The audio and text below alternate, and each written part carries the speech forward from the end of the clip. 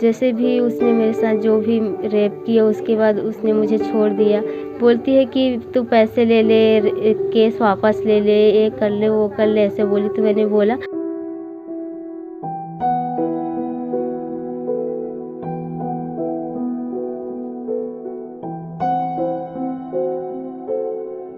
अगर ये सब आपकी बेटी के साथ होता तो आप क्या ऐसे बोलते कि पैसे ले लो। पुलिस अच्छे से देखभाल मतलब कार्यवाही कर रही है, वो लोग अच्छे से हेल्प कर रहे हैं, मुझे पूरा वो सपोर्ट कर रहे हैं।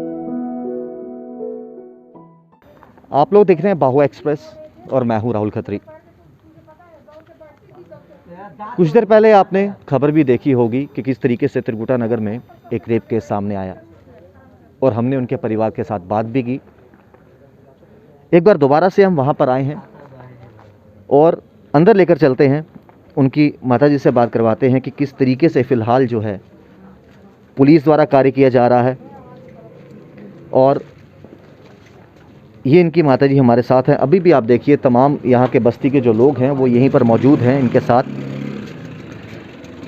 और ये इनकी माताजी हैं, हमने इनसे पहले भी बात की थी, अब दोबारा बात करेंगे। किस तरह से जो पुलिस फ़िलहाल कर रही है, क्या उनकी कार्रवाई से आप संतुष्ट हैं अभी? हाँ, अच्छे से कार्रवाई कर रहे हैं। हमें विश्वास है कि हमको इंसाफ मिलेगा। पुलिस वाले से हमको भरोसा है। हम बोले थे कि कल वो लोग आके हमको मारपीट करने लगा, मेरे कमरा खाली करो, अपने केस वापस करो, ऐसे करके। तो ये आसपास के प्लाट वाले सुने, सारे लोग आके उसको छुड़ा के फिर मीडिया वाले को बुलाया, पुलिस वाले को बुलाया। उनके सामने फिर भी मारने की कोशिश हमको बहुत किया, लेकिन बहुत सारे बंदे थे तो हमको कुछ नहीं कर पाया। फिर भी हम उनके घर गया तो लोग ताला देके छुप गया, घर में भाग गया। और पुलिस वाला आया, पुलिस वाला भी जाके देखा, फिर भी नहीं पाया उनको, छुप गए थे घर में। फिर रात में पुलिस वाला यहीं थे, बोले हमको मारने की धमकी दी है सर, हमारी जान में खतरा है। तो रात भर यहीं पुलिस वाले रहा। फिर कितने टाइम जाके लड़के के बाप को पकड़ा, लड़के के बाप को पकड़ के लेके गया।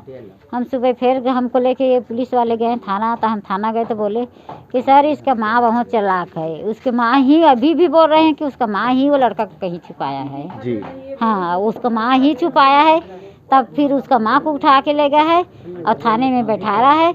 उसका माँ ही वो लड़का को छुपाया है। आज मेरे बेटी के साथ हुआ है, कल और किसी के साथ होगा। इसीलिए मैं गरीब एक मजदूर बंदा हूँ, बाहर से कमाने खाने आया हूँ। और इसीलिए मैं तो आज नहीं कल चला जाऊंगा। ये है ना, ये बात मैं सोचता तो मैं ये कदम नहीं उठाता। मैं आज नहीं कल चला जाऊंगा। बहुत से लोग ऐसे होते हैं जो भीख मांगते हैं, लेकिन ये इज्जत से कमाते हैं, इज्जत से खाते हैं। आज ये प्रवासी लोग अगर यहाँ पर आए हैं, हम जिन मकानों में रहते हैं वहाँ पर वो मकान बनाना इनकी देन है। अगर सभी लोग भीख मांगकर गुजारा करेंगे, नहीं, भीख मांगना उपाय नहीं है। हम लोग ही अगर कोई भीख मांगता है तो हम उसके दुत्कार देते हैं कि आप कुछ काम काज क्यों नहीं करते। लेकिन ये लोग प्रवासी जो यहाँ पर आकर बसे हैं, इज्जत की रोटी कमाते हैं। लेकिन कुछ लोग जिनके घरों पर अगर ये काम करते हों, कुछ अयाश लोग ऐसे होते हैं जिनकी मानसिकता, जिनकी सोच इतनी घटिया होती है।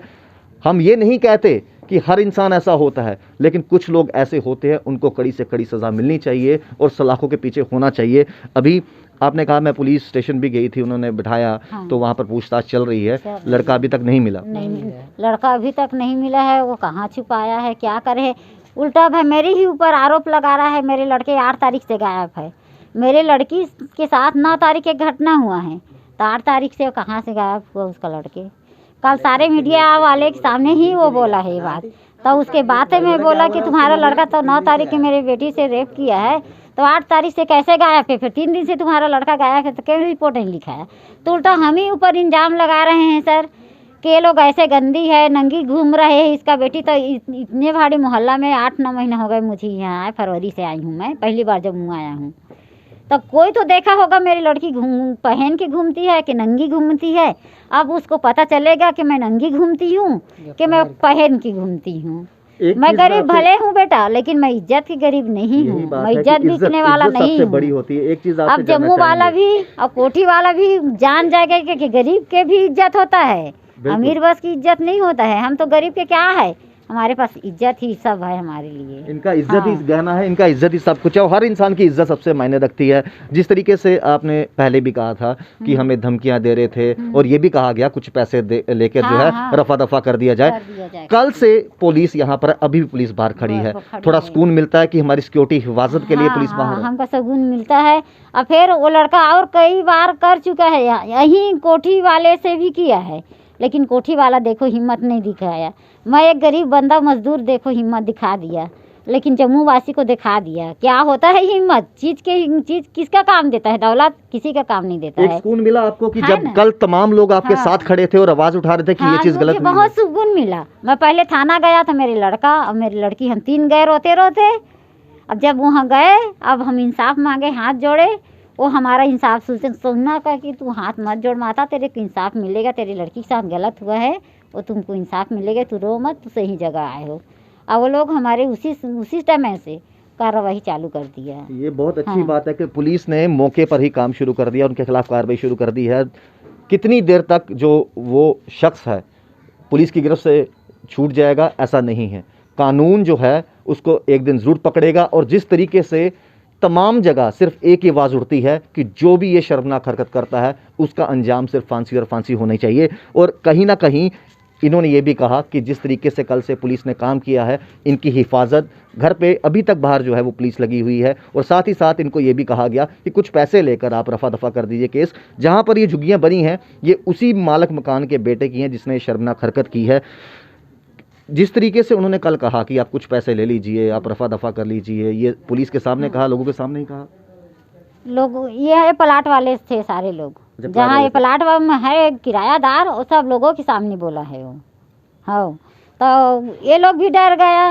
ये लोग तो मेरे लड़की से हादसा हुआ फिर भी ये लोग यहीं थी, लेकिन किसी ने मेरे लड़की को नहीं बचा पाया। उसको डरते थे कि गुंडा है, हमको मार देगा, हम बोलेंगे इसको छोड़ दो कह के, इसको छोड़ के हमको मार देगा या हमारे बच्चे को मार देगा, ऐसे कह के ये लोग है। चुप रहने से जो है दूसरे बंदे को बढ़ावा मिलता है। हाँ। अगर पहली बार ही अगर मुकाबला किया जाए तो उसकी दूसरी बार हिम्मत ना पड़े। इसीलिए तो हम ये कदम उठाए हैं बेटा। ऐसा काहे उठाता हम कदम, हमको लगा कि हमको इंसाफ मिलना ही चाहिए भाई, हमारे साथ गलत हुआ है और हम छुप के बैठ जाएंगे। हम तो आज नहीं कल चला जाएंगे, लेकिन ये हादसा जम्मू में फिर होता तो जम्मू वाला भी याद करेगा कि किसी गांव से गरीब बंदे आए थे, लेकिन हमारे जम्मू में जागरूक करके गया है। जी बिल्कुल, आवाज उठाना बहुत जरूरी है। सबके बेटी की ही रक्षा करने के लिए। मेरा बेटी तो चला गया, खैर मेरे बेटी के तो वापस नहीं आएगा, लेकिन सबके बेटी के मैं सुरक्षित करने चाहता हूँ। इसीलिए मैं हाथ जोड़ के सबसे मैं माफ़ी मांगता हूँ और सबसे रिक्वेस्ट करता हूँ कि उसको फांसी मिलना ही चाहिए, उसको फांसी मिलना ही चाहिए। ये एक माँ बोल रही है कि मेरी बेटी के साथ जो सो हुआ, लेकिन किसी और की बेटी के साथ ऐसा ना हो, इसलिए आवाज़ उठाना बहुत ज़रूरी थी। तमाम लोग जो इनके यहाँ पर साथ रहते हैं, जितनी भी झुग्गियों में यहाँ पर रहते हैं, यहाँ पर खड़े हैं, इनके साथ खड़े हैं, पहले दिन से खड़े हैं और इनसे भी बात ज़रूर करेंगे। क्या लगता है कि जो कुछ हुआ बड़ा गलत हुआ, लेकिन जिस तरीके से कार्रवाई पुलिस कर रही है उनकी कार्रवाई पूरा भरोसा है आपको? सर भरोसा तो है, पर जो भी हुआ बहुत गलत हुआ। पर अभी भी जो भी हम भी सपोर्ट कर रहे हैं, जो भी हम इनको खिलाफ आवाज़ उठा रहे हैं, हमारे भी जान के खतरा है, हमारे बच्चों को भी जान के खतरा है, हमारे घर लेके भी जान के खतरा है सर, क्योंकि वो लड़का बहुत दरिंदा है। और जो कुछ भी हुआ लड़की के सख्त से सख्त मतलब उनको इंसाफ मिलना चाहिए और लड़का के सख्त से सख्त सज़ा मिलना चाहिए। मेरी तो यही 2 दिन से रिक्वेस्ट है, जो भी किया उसने कर लिया, पर उसको फांसी के सर सज़ा मिलना ही चाहिए, क्योंकि आगे से फिर किसी का कदम ना बहके जो हम किसी लड़किया की तरफ नज़र उठाएं। लड़कियां देखिए, हम बाहर के हैं चाहे यहाँ के भी है, अमीर है चाहे गरीब है, इज्जत कोई पैसे से नहीं खरीद सकता है। अगर लड़की की एक बार इज्जत चला गया वो तो आपसी नहीं आएगा, पर जो बच गया उसको तो बिल्कुल हम यही कहेंगे, यही सरकार से हमारा मांग है जो उसको फांसी दिया जाए, क्योंकि एक बारी नहीं वो बहुत 2 बारी भी सज़ा काट के आया है। और हमारा ये घर पीछे है वहाँ मंदिर के पास, उधर जाता है तो बिल्कुल नशे में जाता है। हम अपना बेटी और बहू के बोलते हैं सर जी आप बेटा अंदर जाओ, क्योंकि इस दरिंदे को कोई पता नहीं है ये क्या कर देगा। अगर मान लीजिए एक बार हमारे बेटी बहू के चाहे किसी का भी इज्जत चला जाए तो इज्जत आपसी नहीं आएगी। जैसे अभी इस तरीक़ा से हो रहा है, देखिए कहाँ कहाँ तक बात फैली हुई है। ठीक है, अब देखिए आगे लड़की के भविष्य, शादी होगा चाहे कुछ भी होगा, उसको ऊपर तो दाग लग चुका है। दाग लगने का लग गया, उल्टे में नहीं उसकी माँ आई तो बोलती है जिनकी लड़कियाँ लंगे घूमती है। क्या एक ज़माना में वो भी तो किसी की बेटी थी, क्या वो भी लंगे ही घूमती थी? हमारे ये कहने के सर मतलब है, उनको तो सरकार नौकरी दिया हुआ है, हमारा क्या है। हम सुबह निकलते हैं दिहाड़ी लगाने, खून पसीने करके आते हैं, शाम को रोटी खा के अपने सो जाते हैं। पर उसका ये हिम्मत था जो देखिए दिन को 1 बजे वो कांड कर चुका है। उनकी माँ आई तो ये नहीं कि सर उनको झुका के आना चाहिए, सर झुका के आना चाहिए। पर देखिए ये वीडियो सभी देख रहे हैं, जिस तरीका से उनको माँ छक्के के तरह कर रही है, बोलती है यहाँ पे लड़कियाँ लंगे नाचती है। क्या हमारे गरीब के लड़कियाँ के यही औकात है, हम क्या लंगे ही नाचते हैं? वो जो है तो क्या करती है, वो भी तो एक जमाने में लड़की होगी किसी के, वो भी तो किसी के बेटी थी, वो भी लंगे नाचती होगी। अगर यही बर्दाव उनको साथ हुआ होता, उनकी बेटी होती, उनको साथ हुआ होता, तो आगे वो क्या कहते? वो चुपचाप हो जाते हैं। अगर मान लीजिए वो लड़का कितना बारी ऐसे कांड कर चुका, उसको मन बढ़ चुका है। हमारे यही कहना है जो उस लड़के के छोड़ने के बाद से 2 साल 4 साल के बाद अभी भी देखिए हमको लोग बोलते हैं जी आप लोग आगे बढ़े हो, कल के आप लोग के ऊपर कोई बात ना आए। तो सर हम यही चाहते हैं कि हमारे ऊपर कोई बात आ जाए, पर कोई गरीब की लड़की है, सारे पंच की लड़की है, मेरी भी लड़की है, उसको इंसाफ मिलना चाहिए। ये बहुत अच्छी बात इन्होंने बोली है कि देखिए ये लोग मेहनत करके कमाते हैं ताकि अपना गुजर बसर जो है वो कर सकें। ये किसी से भीख नहीं मांगते। इतने यहाँ पर मकान बनते हैं, दिहाड़ियाँ ये लगाते हैं, सब कुछ करते हैं। लेकिन सबसे अच्छी बात इन्होंने ये की, सबसे पहली बात ये तमाम लोग इकट्ठा होकर आवाज़ उठाई। बहुत से लोग आवाज़ नहीं उठाते, लेकिन जो लोग आवाज़ नहीं उठाते उन्हीं वजहों से कुछ दरिंदे जो हैं वो बच जाते हैं। लेकिन ये तमाम लोगों ने इकट्ठे होकर आवाज़ उठाई और उसकी सज़ा उसको ज़रूर मिलेगी। और साफ़ तौर पर इन्होंने कहा कि उसको फांसी होनी चाहिए। जी बिल्कुल होनी चाहिए, ऐसी सज़ा मिलनी चाहिए कि कोई व्यक्ति सोचने से पहले 1000 बार ये सोचे कि मैं क्या कर रहा हूँ, क्यों कर रहा हूँ और कैसे कर रहा हूँ।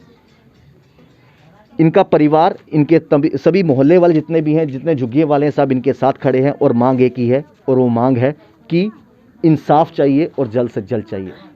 हम बात करेंगे उस बच्ची से जिसके साथ ये हादसा पेश आया, और सलाम करेंगे इनके परिवार को जिन्होंने आवाज़ उठाई। बहुत से लोग होते हैं ऐसे जो आवाज़ नहीं उठाते, लेकिन जैसे इनकी माँ ने भी कहा कि मेरे को अपनी बेटी के साथ साथ बाकी सभी की बेटियों की चिंता है। 9 तारीख की बात करें, दोपहर 2-2:30 बजे क्या पूरा वाकया हुआ यहाँ पर?